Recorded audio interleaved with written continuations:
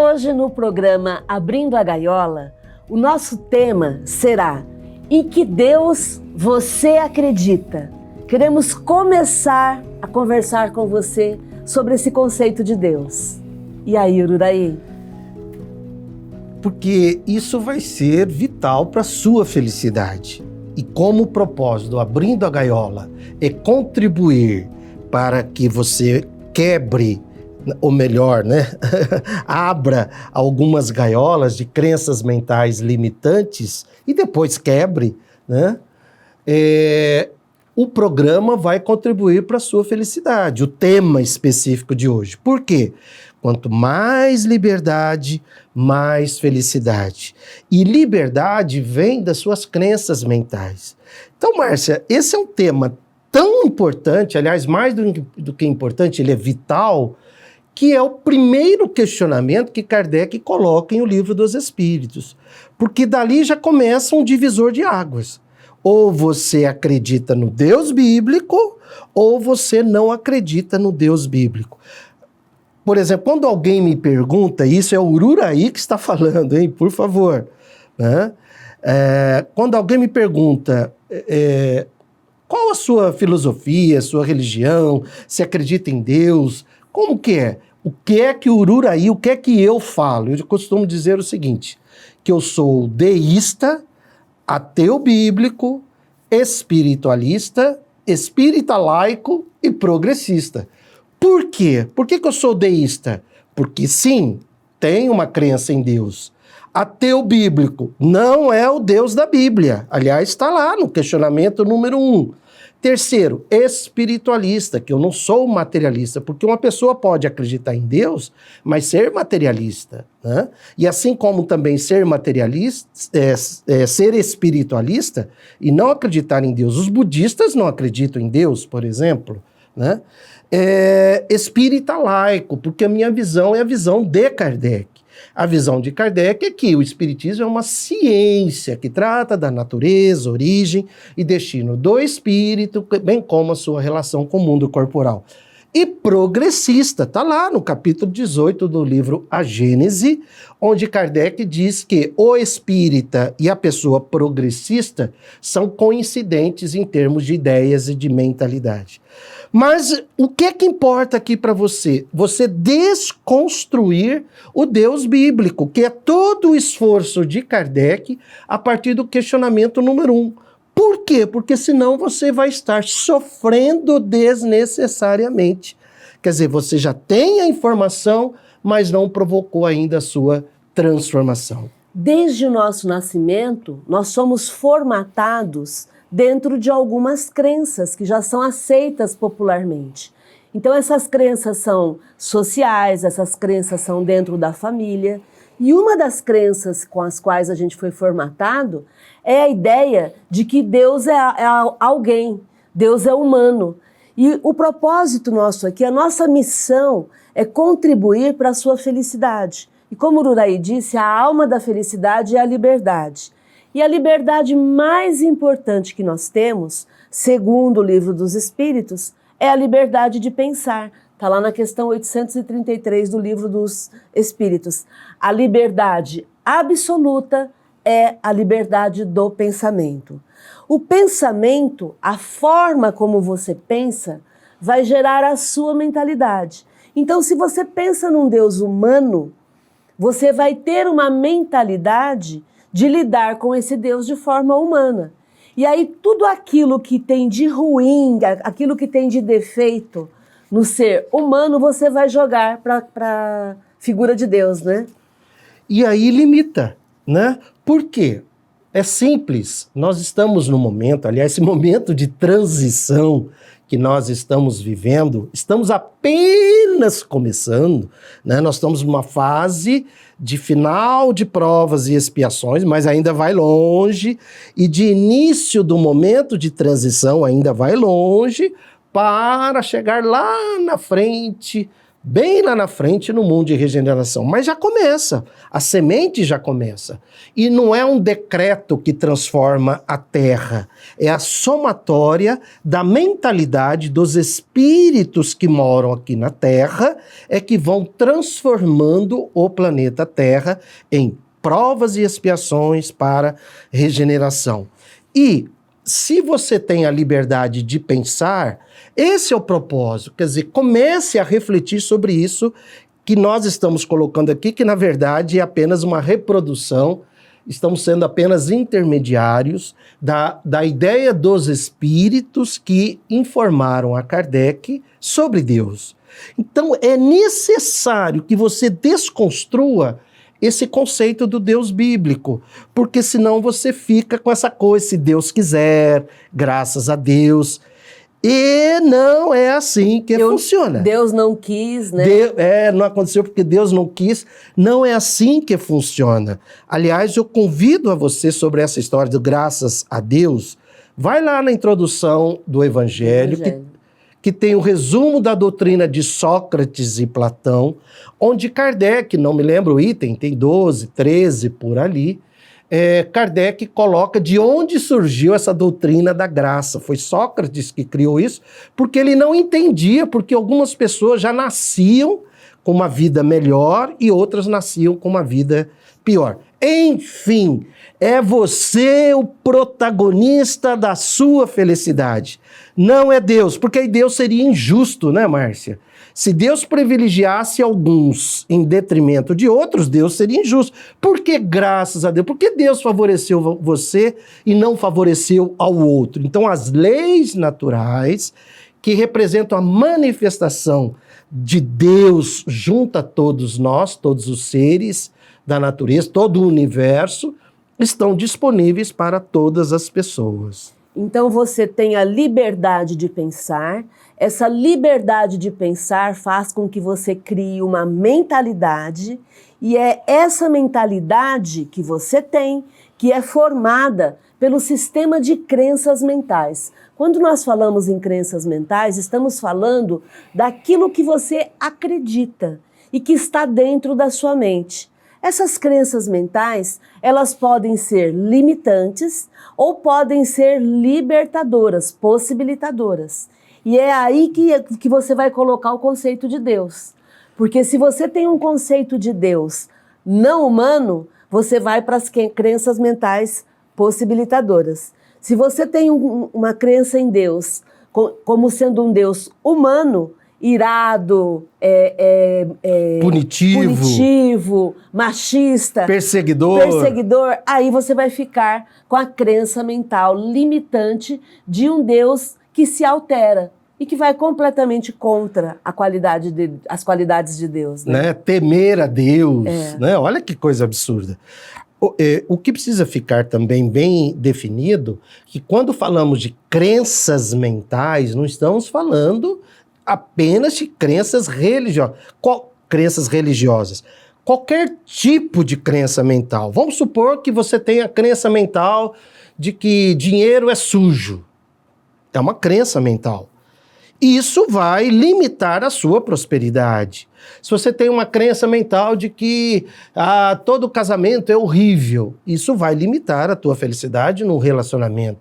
Se você tem a crença mental de que o Brasil está perdido, isso vai limitar a sua felicidade aqui no Brasil. Se você tem a crença mental de que a água resolve tudo, isso vai ampliar a sua crença mental sobre o efeito da água junto ao seu organismo. Se você tem a crença mental de que o sol é capaz de curar todas as doenças, isso vai ampliar a sua crença mental sobre os efeitos do sol junto ao organismo. Então, as crenças mentais é qualquer coisa que você acredita. Entre elas, a sua crença mental sobre Deus. Aliás, né, sobre política. Né? Qual é a sua crença mental sobre política? Política não sei o que, não sei o que. Eu convido você a rever isso, inclusive estudar a história do nosso estimado e querido Dr. Adolfo Bezerra de Menezes, que as pessoas só conhecem por médico dos pobres, mas de tanto lidar com a pobreza que ele foi se candidatar à política. E na época, a Assembleia Nacional era no Rio de Janeiro, a capital do Brasil era Rio de Janeiro, só haviam 2 partidos, o conservador e o liberal. Adivinha para qual ele fez parte? Do liberal, e sofreu, inclusive, perseguições. Enfim, a política, diz o Dr. Bezerra de Menezes, é a arte do bem coletivo, do bem comum. Me dedicarei a ela até o final da minha existência. Então, quebre também a sua crença mental com relação à política. Mas vamos lá, Márcia, sobre Deus, porque é daí que tudo começa, né? Então, e como Kardec não era religioso, ele era um cientista, ele era um pesquisador, Kardec coloca no primeiro questionamento do Livro dos Espíritos, ele pergunta: que é Deus? E essa forma de pergunta é Kardec partindo do zero, sem nenhuma ideia preconcebida. É Kardec pensando o seguinte, com a mentalidade do cientista, ele está eliminando qualquer ideia preconcebida de um Deus antropomórfico, de um Deus homem, e aí a resposta dos espíritos é sensacional, porque quando ele pergunta que é Deus, os espíritos dizem inteligência suprema, causa primária de todas as coisas. Essa inteligência suprema, esse questionamento e essa resposta dos espíritos, quando eles falam inteligência suprema, é como se eles falassem de um algoritmo. Na internet a gente tem o algoritmo que organiza tudo, né? Que vai tomando as decisões. É como se essa inteligência suprema, esse Deus, esse amor absoluto, organizasse tudo o que existe no universo. E ela é suprema. Por quê? Porque ela é absoluta, ela é superior, acima dela não tem mais nada, ela é máxima.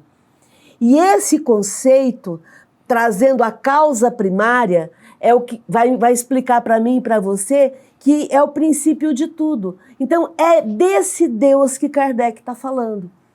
Kardec está falando de um Deus que está acima de tudo, que é um poder, uma inteligência suprema e que iniciou tudo o que nós entendemos como existente no universo. É desse Deus que Kardec está falando. Kardec não está falando de um Deus humano. Ele não está falando de um Deus limitado, ele não está falando de um Deus instável, né, Ururaí? Isso, de um Deus que instável, de humor, inclusive, né? E esse conceito de inteligência suprema, o algoritmo é um termo que a gente, uma analogia, uma das mais, né, mas é muito simples comparado a Deus, porque o algoritmo ainda tem os programadores ali programando. Mas quando você digita, por exemplo, no Word, né, você está lá digitando, tem um algoritmo ali por trás, tem uma programação que vai fazer com que você teclou o A, vai aparecer o A, teclou o B, vai aparecer o B. Quer dizer, você já confia naquele algoritmo, naquela programação, naquela inteligência que existe ali por trás.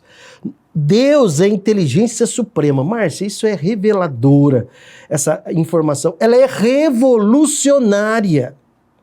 É para nós espíritas, a partir daí, quebrarmos qualquer vínculo com o Deus religioso. Com o Deus bíblico. Com o Deus bíblico. E isso vai transformar a sua vida, porque vai... E esse é o propósito. Não estamos aqui para te convencer da crença em Deus ou da inteligência suprema. Nós estamos aqui para contribuir contigo o quanto você pode se beneficiar com essas informações. Porque tudo começa com informação. Né? A verdade começa com informação. E da informação pode vir distorção, pode vir verdade, pode vir mentiras. E nós estamos aqui para contribuir com isso. E a gente trouxe aqui do Evangelho segundo o Espírito. Não é o Ururaí que está falando, não é a Márcia. Está lá quando Kardec, na introdução do capítulo 1, Não Vim Destruir a Lei, ele fala sobre Moisés. Preste atenção na fala de Kardec. Confira aí no seu Evangelho. Kardec dizendo de Moisés, né? Para imprimir autoridade às suas leis, houve de lhes atribuir origem divina, assim como fizeram todos os legisladores dos povos primitivos. Então, a lei mosaica, ou as leis de Moisés, Moisés teve que dizer que foi Deus, é a autoridade do nome. Olha que filósofo, porque ele usa o argumento da autoridade, né? Kardec, né, mostrando aqui para nós que ele é um filósofo, tratando... Porque muitas vezes, às vezes você está discutindo, debatendo com alguém, você fala assim, mas o Chico Xavier falou. Isso chama-se autoridade do nome, né? Mas Kardec falou, só que quando você fala o Chico Xavier falou, cadê? Agora, quando a gente fala o Kardec falou, a gente mostra, a gente mata a cobra. Não, a gente não mata a cobra. Deixa a cobra isso, a gente não mata. Oh, verdade. Para que matar a cobra, Deixa né? a cobra em paz. Aí continua Kardec. A autoridade do homem precisava apoiar-se na autoridade de Deus. Olha o que ele diz. A autoridade do homem precisava apoiar-se na autoridade de Deus. Mas, Kardec, só a ideia de um Deus terrível podia impressionar homens ignorantes, nos quais o senso moral e o sentimento de uma justiça reta estavam ainda pouco desenvolvidos. Meus amigos, olha o que Kardec está dizendo, que só a autoridade de um Deus, só a ideia de um Deus terrível seria capaz de impressionar homens ignorantes. Então, a gente convida a usar a inteligência, sair dessa ignorância. Nós não precisamos mais de um Deus terrível, né, Márcia? Nós necessitamos, pela fé raciocinada, de uma inteligência suprema. Não é novidade para você que a religião e os religiosos sempre usaram o medo como forma de manipulação. E o conceito de um Deus humano serve bem a esse propósito. Porque o conceito de um Deus humano é esse Deus terrível. É esse Deus que vai aterrorizar as pessoas que são ignorantes. Então, se você não quer ser aterrorizado, se você não quer se sentir ignorante, vá ler, vá se instruir. Porque é a primeira pergunta de O Livro dos Espíritos. Kardec já começa dando o tom. É por ali que ele começa. Mostrando, a partir de agora, o Deus com o qual nós vamos trabalhar é um Deus libertador. É um Deus que vai oferecer tudo para todos o tempo todo. É desse Deus que nós estamos falando. Tudo para todos o tempo todo. É um Deus de abundância. É um Deus de amar. Não é um Deus de temer. Então, quando a gente vê essa questão número 1, a gente pensa o seguinte, é impossível você ser feliz com a mentalidade do Deus bíblico. Porque com a mentalidade do Deus bíblico, o tempo todo você se sente vigiado, o tempo todo você se sente perseguido, cobrado. O tempo todo você fica em dúvida se vai por aqui ou vai por ali, está sempre cobrado. Porque o Deus da Bíblia, ele é humano, ele é machista, ele é punitivista, é perseguidor, é amedrontador, ele é um Deus cruel. Não dá mais para a gente lidar com um Deus assim. Porque o objetivo de Kardec é nos libertar.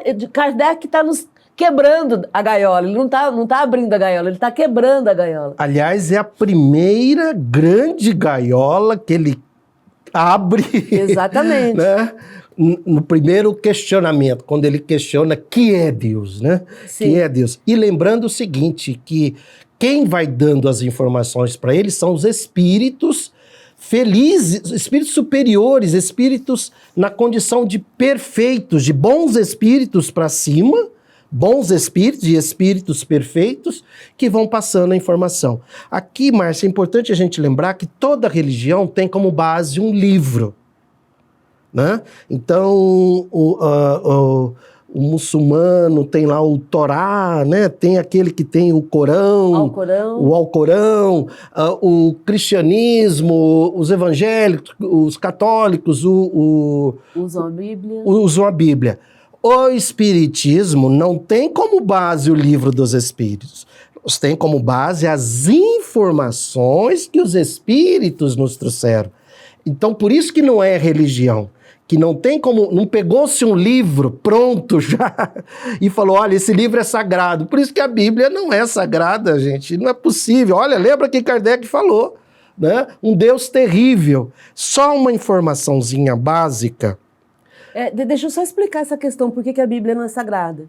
Porque a Bíblia é escrita pelos homens, né? Então, nós temos lá o Novo Testamento, que é o relato das pessoas que ouviram falar de Jesus e algumas que conviveram com Jesus, e o Velho Testamento, que é o relato também de tudo que foi vivido, que foi acontecido, né? Muitas metáforas, muitas histórias, mas existiam os copistas. E se você quiser, é só você pesquisar, tá? A Bíblia tem mais de 2.000 adulterações feitas por copistas, que eram pessoas que copiavam. E cada vez que elas copiavam, elas acrescentavam alguma coisa, elas questionavam, elas mudavam. O próprio João Ferreira de Almeida, que é um dos historiadores e estudiosos da Bíblia mais traduzido no mundo, o João Ferreira de Almeida encontrou mais de 2.000 adulterações na Bíblia que ele traduziu. Então isso é história, tá? Só para a gente poder entender que a gente tem que olhar a Bíblia como um livro histórico. Né? Um livro histórico, perfeito. E vamos pegar aquilo que pode ser útil para a gente, e esse conceito de Deus da Bíblia não é útil, porque ele não é feito para libertar, ele é feito para aprisionar através do medo. A Bíblia foi tornada sagrada por um papa lá pelo ano 600 e pouco, porque quando ele tornou a Bíblia sagrada, ele tornou os papas infalíveis. Então, tipo assim, é sagrada, não se questiona. É só por isso que disseram que ela é sagrada, para ela ser inquestionada. Olha, para encerrar esse assunto, eu convido a você a pesquisar aí na internet. O Deus bíblico mata na Bíblia, nos números catalogados, definidos, não nos números indefinidos. Quem fez essa catalogação foi o Steve Wells, que é um pesquisador mórmon, né? O Deus bíblico mata 2.270.365 pessoas na Bíblia. Meu Deus! Meu Deus! Né? Aliás, perguntaram para ele, e aí, você continua acreditando nesse Deus bíblico? Ele brincou dizendo, agora mais ainda por medo, né? Ele brincou. E, só para tua informação, o chamado diabo bíblico, né? Ele mata apenas 10 pessoas durante a Bíblia, né, que são os filhos de Jó. Mas vamos seguindo, Márcia. Então vamos lá. Se você tem a mentalidade de um Deus bíblico, quando você avalia o seu passado negativo, quando você para pensar, fazer uma autoanálise, né? Nossa, deixa eu ver como é que tá, o que eu fiz de errado, tudo mais, o que vai acontecer comigo? E aí, Uraí? Vai acontecer que a pessoa que tem um Deus bíblico, ela vai se olhar para o passado, ela vai se sentir culpada, ela vai se olhar para o presente, ela vai ficar se cobrando, e quando ela olha para o futuro, ela vai ter medo do castigo. Então esse é o ponto principal que a gente quer te libertar, né? Do Deus bíblico, porque senão o conceito de culpa do passado, cobrança no presente e castigo no futuro vai ficar no seu inconsciente.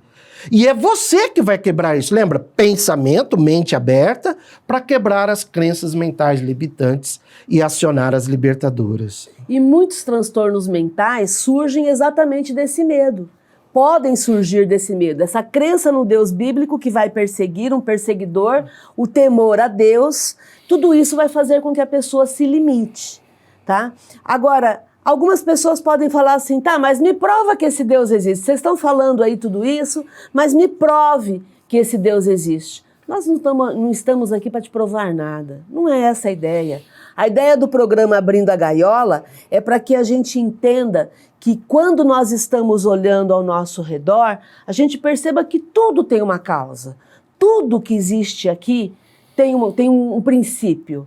E é exatamente nesse ponto, lá no Livro dos Espíritos, nas questões 4 e 7, quando Kardec vai trabalhar a questão da causa e do efeito, é que vai dar para você elementos para você fundamentar o que você percebe, o que você acredita. Quando você olha para o céu, quando você olha para o sol, quando você olha para o universo, quando você olha para tudo aquilo que te cerca e que não foi feito pelo homem, você percebe que existe uma causa primária, existe uma inteligência, existe algo que está organizando tudo isso. Se eu olho aqui ao meu redor, eu vejo uma série de coisas criadas pelos homens, né? Feitas pelos homens. Mas se eu for na matéria íntima dessas coisas, de onde elas vieram? Olhe para o céu hoje à noite. E aí? E aquilo lá? De onde tudo começou? Causa primária. E, Márcia, tem a questão dos atributos divinos, onde existem 2 atributos que você que está aí assistindo, com mente aberta, você pode usar no seu dia a dia. É para o seu uso, é para a sua felicidade. O primeiro atributo, né? Você começa por... Vamos lá, Deus é eterno, não teve começo nem fim. Ok. Deus é imutável, não muda, senão ele não seria estável. Deus é imaterial. A sua natureza difere de tudo que nós chamamos de matéria, por isso que ele é imaterial. Deus é único, senão haveriam outros deuses, e aí não haveria um poder supremo. E aí nós queremos ficar nos 2 últimos atributos de Deus, que são os principais para a gente poder trabalhar. Para nós, na condição humana, onipotente, tem o soberano poder. E daí, para que serve isso? Serve isso pelo seguinte: eu não sei como é que está a sua vida agora, o que é que está acontecendo. Kardec, lá na parte de coletânea de preces espíritas, nos ensina a acionar os ministros do onipotente. Olha isso, gente, né? Que são os bons espíritos. Então, como Deus é onipotente, as leis divinas, que a gente chama de Deus, elas têm essa onipotência, pode ser que nesse exato momento você esteja diante de um sofrimento, diante de uma situação que você talvez diria: como que eu vou resolver isso? É impossível resolver? Não é impossível. Lembre-se dessa onipotência. Deus é onipotente. Então, a todo momento, através da prece, da fé, da sua mentalidade, do seu comportamento, do seu relacionamento, da sua forma de ser, falar, agir, pensar, você pode acionar essa onipotência e mudar definitivamente alguma situação da sua vida que parecia impossível. E por último, Deus é soberanamente justo e bom. Por quê? Porque justiça e bondade têm que vir juntas.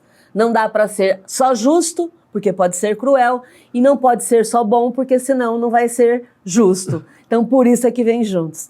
É desse Deus que nós queríamos conversar com você. Fique bem. Seja feliz, né, Ururaí? Sim, sinta-se amada, sinta-se amado por essa inteligência suprema, causa primária de todas as coisas. Mantenha essa sintonia junto ao fluxo venturoso do amor absoluto e pode ter certeza que você tem condições de mudar a sua vida ou algum aspecto da sua vida que possa estar gerando sofrimento ou também que possa vir a gerar muito mais alegria e felicidade para você. Gratidão e felicidade.